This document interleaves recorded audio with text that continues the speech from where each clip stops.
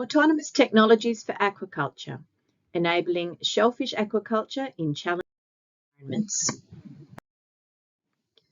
Offshore aquaculture is forecast to improve food security, provide sustainable seafood production, increase human well-being, and decrease coastal environmental burdens.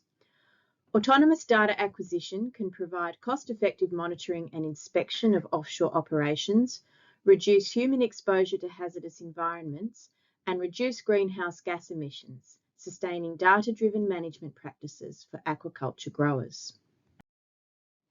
This project has been developed in accordance with the 2020 findings of Blue Economy Cooperative Research Centre scoping studies.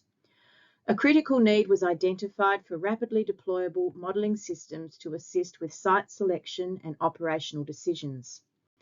It is vital to identify the differences and similarities among onshore and offshore environments to minimise risk, reduce the stress on materials used in exposed hydrodynamic conditions, and assure oyster survivability and market quality. These scoping studies identified the gap between industry need and academic research in autonomous technologies for aquaculture. Undervalued in previous research, this study will record the intergenerational knowledge of Tasmanian oyster farmers, documenting past and present practice and their understanding of the problems that need to be solved for future offshore farming.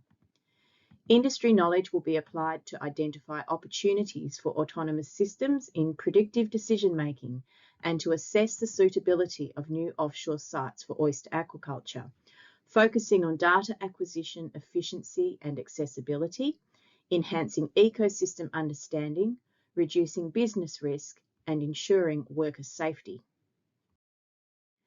Oyster farming traditionally occurs in the well-understood intertidal zone. Before moving production offshore, farmers need to be certain of bivalve growth potential and technical feasibility accordant with their investment capacity.